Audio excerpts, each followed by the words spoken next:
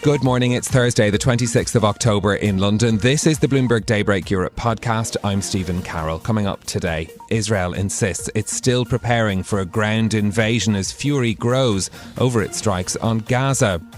Morgan Stanley reveals a 3-decade veteran as its new CEO, and Republicans elect a little-known Trump ally as the next Speaker of the House of Representatives. Let's start with a roundup of our top stories. Israel's Prime Minister says his country is getting ready for a ground invasion of Gaza. In an address to the nation, Benjamin Netanyahu wouldn't say when troops would start their offensive. Here's what he said, spoken by a translator. All Hamas militants are doomed above the earth, underground, within Gaza, and outside of Gaza. Netanyahu's comments came after the US President Joe Biden said he'd asked Israel to delay an invasion of Gaza so more hostages held by Hamas could be freed. In a phone call on Wednesday, the two leaders discussed the ongoing war and efforts to secure the release of those held in the Palestinian territory. Israel's military said it continued to target Hamas's leadership in Gaza, where the United Nations said its shelters were overwhelmed by almost 600,000 Palestinians who fled their homes. To other news, Ted Pick will become Morgan Stanley's new CEO. He succeeds James Gorman after a 14-year run that reshaped the US bank in the wake of the financial crisis. More now from Bloomberg's Charlie Pellet. Pick is a 3-decade veteran of the firm and co-president. In a statement, the bank said he will be elevated to the top role in January and join the board. The 65-year-old Gorman will stay on as executive chairman. In tapping Pick, the firm is turning to the man credited with spurring a revival in its trading business after a perilous stretch during the 2008 financial crisis, a period when clients ditched Morgan Stanley and doubts about its ability to survive reverberated around Wall Street. In New York, Charlie Pellet, Bloomberg Radio. In top corporate news, Standard Chartered's profits came in lower than expected in the third quarter as the lender took charges related to investments in China. The bank's pre-tax profit fell by 2% to $1.32 billion for the period. That's compared to analyst estimates of $1.5 billion. Operating income rose by 6%, driven by an increase in lending income and wealth management, but provisions for loan losses increased too, reflecting the uncertain trajectory of China's economy. To the US, and after 22 days, 14 candidates and 4 nominees, the US House of Representatives has a new Speaker. In the end, Republicans voted unanimously to install a little-known Trump ally in the post. Louisiana Congressman Mike Johnson was a prominent supporter of efforts to overturn Joe Biden's 2020 election victory. During a speech, members of the House, the newly elected Speaker, had this message. They have been watching this drama play out for a few weeks. We've learned a lot of lessons, but you know what? Through adversity, it makes you stronger. And we want our allies around the world to know that this body of lawmakers is reporting again to our duty stations. Let the enemies of freedom around the world hear us loud and clear. The People's House is back in business. Johnson is an outspoken opponent of gay marriage and a fervent advocate for cutting government spending. Shares in Meta tumbled in after-hours trading after the social media giant CFO Susan Lee said the revenue outlook is uncertain for next year. The comments put a damper on an otherwise upbeat earnings report with revenues higher than expected. Meta shares initially climbed but then slid more than 3% in extended trading. The European Central Bank President, Christine Lagarde, says the battle against inflation isn't over, but she's confident it can be won. Speaking to Greek television ahead of today's ECB policy meeting in Athens, Lagarde said, quote, "We are not done yet," adding that officials must be very attentive to the risks. However, despite the hawkish rhetoric, the central bank is expected to hold rates steady at 4%. The pause would be the first in over a year. We'll bring you that decision live here on Bloomberg at 1:15 p.m. London time. And America's United Auto Workers Union has reached a tentative deal with Ford to end more than a month of strikes. More now from Bloomberg's Doug Krisner. We're told Ford agreed to hike hourly wages by a record 25% over the life of the contract. It exceeds 4 years, and top pay will be around $42 an hour. Now, this deal happened the day before Ford was scheduled to report earnings. Here's UAW President Shawn Fain. Ford knew what was coming for them on Wednesday if we didn't get a deal. That was checkmate. On day 40 of the stand-up strike, we reached a historic agreement.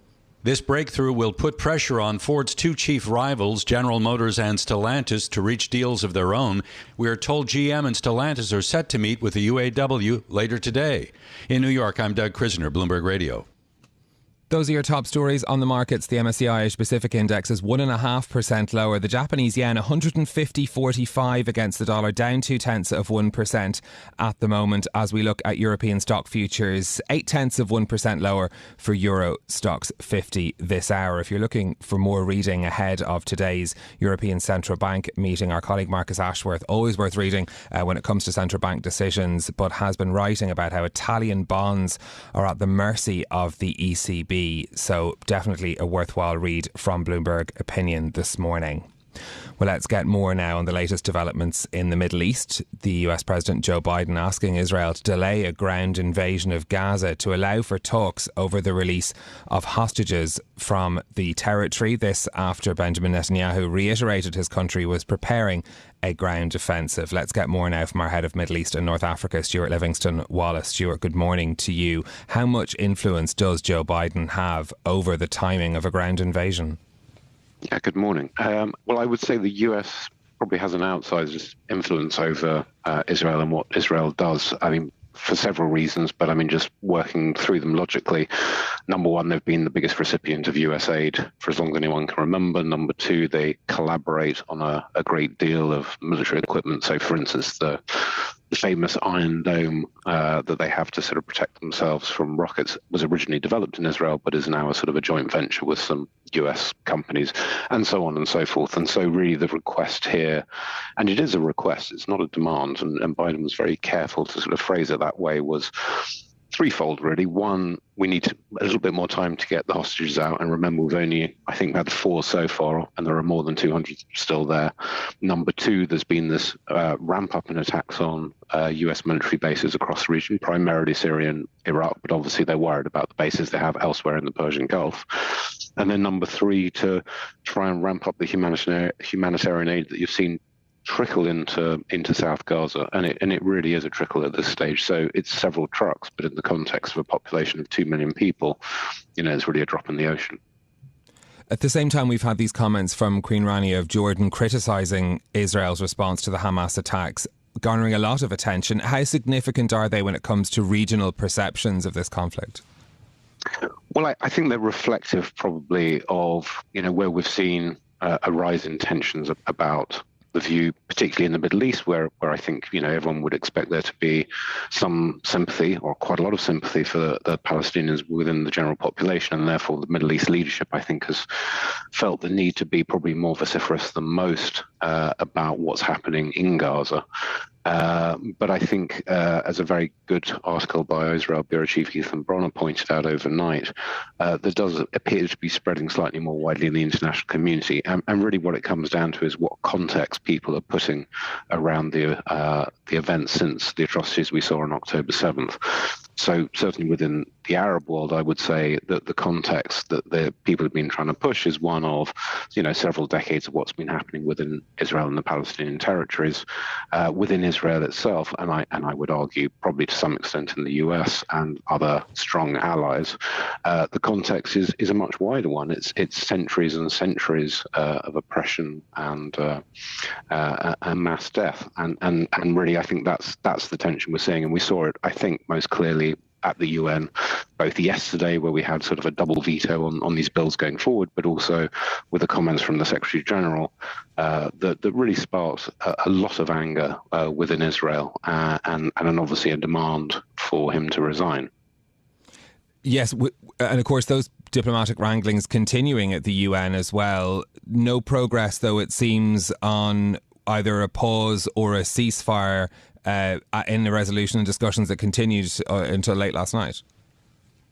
No, and really, it's hard to see a way out of this. I mean, Netanyahu came out very strongly yesterday and said, we will be doing a ground war, but it will be at a time of our own choosing.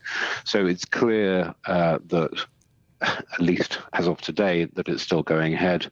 It's not entirely clear when it will happen. And as you know, having followed this very closely, our expectation was that it was going to kick off a couple of weeks ago. We had the forward military base being built on the border. We had all hundreds of thousands of reservists called up. And then I think to some extent you've had a succession of global leaders come to Israel and I suppose urge caution and caution in terms of what the scope of that ground war will look like, what the targets are, what, ultimately, what ideas are on the table for what comes next. Because I think this is part of the thing that Biden was talking about in his visit was, yes, absolutely ground war, but think carefully about what's going to come after that and make sure that it's not worse than what was there before. Okay, Stuart Livingston-Wallace, our head of Middle East and North Africa, thank you very much for joining us with the latest on events in the Middle East this morning. Let's turn now to the latest earnings reports from the technology sector. Shares in Facebook's parent company Meta slid in after-hours trading after its CEO said the revenue outlook for next year was uncertain. Better news though from IBM. They reported better than expected sales. We've got Matt Bloxham from Bloomberg Intelligence with us this morning to talk us through the details. Morning to you, Matt. Let's start then with Meta, I suppose. The revenues for the latest quarter are actually better than expected, but it was this idea of what they said about the future that seems to have caught markets' attention. Yeah, that's right. Quite a kind of topsy-turvy aftermarket performance of the share price. So revenue growth accelerated really rapidly this quarter. They just reported up to 23.5% growth. They make all their money from advertising. So it was quite a similar story to what we saw from Google the day before, that brands are spending probably to kind of help keep customers happy with the price increases they've been suffering. But they kind of pushed a lot of their spending into 2024. So it actually made the kind of full year 23 net outlook look a lot better. And I think initially people were kind of quite happy with that. And then we had this kind of comment on the call from the CFO that, next year's revenue outlook is uncertain. And that really spooked investors. I mean, it seems pretty obvious to me, given everything that we have going on in the world right now. Companies have been talking about doubts about corporate spending into Q4. So to kind of make a comment that next year's outlook looks uncertain wasn't a big surprise, but it's enough to spook the market. And I think it suddenly brings into focus all the money they're spending on virtual reality. I think I saw somebody wrote yesterday that cumulatively they've spent something like $50 billion on virtual reality, the metaverse, and they make a few $100 million of revenue a quarter from it. It's a drop in the ocean. And I think if you do see significant headwinds to sales growth next year, then that investment program is going to come under an awful lot more scrutiny. So I think that's the kind of challenge that they have. Yeah, it's really interesting actually to think about. First of all, the market's having this oh no wait moment when they heard the comments from Susan Lee, but also this idea of balancing investment in Meta, which is still remains. I mean, I was actually fascinated by their user number is still growing 7%, 3.14 billion. They're still astonishing when you think about the presence that Meta has in this space too, which makes what they do with their business and how they're performing all the more interesting. Yeah, exactly. And as you say, if we look back a year or so, when growth was stalling, it felt like Facebook had its day. Instagram was facing a lot of challenges from TikTok. To be fair to them, they've done a lot of things to kind of turn that around and get back into the market, and that actually comes through in the active user growth and the ads impression growth. So up 30%. Year on year. So things like Reels have really helped Instagram. The Threads platform still kind of, let's wait and see. Still sewing that one. Yeah, doesn't make a terrible pun. Yeah, they're doing a lot of good things. But that big bet on the metaverse, it still looks like it's years and years away before it delivers a return. And in interim, they've got AI, which has kind of come to their rescue, spending a lot of money there. I still imagine it generates a very small amount of revenue for them, but at least it's a kind of near-term gap to kind of plug that hole. Yeah, let's think about IBM then. A focus on software appears to be paying off there. Yeah, it does. I mean, obviously, IBM's been through a huge transformation over the years. They kind of shifted to this kind of hybrid cloud concept, and Red Hat was a really important part of that. And Red Hat continues to deliver really good results for them. But they are benefiting also from this transition to AI. I think they're only generating hundreds of millions of dollars of revenue from it. In a company that generates billions of dollars of revenue, it's again not very much, but the momentum is there. and they're now talking about this concept of the hybrid cloud shifting to hybrid AI, and that they're in a really good place to help corporates of all varieties on their journey towards AI. But clearly, to the extent that corporates are still spending on technology, the budgets have shifted massively in the short term to AI, and they seem pretty well positioned to kind of help corporates on that journey. I guess the kind of one soft point in the print was slightly weaker consulting revenue.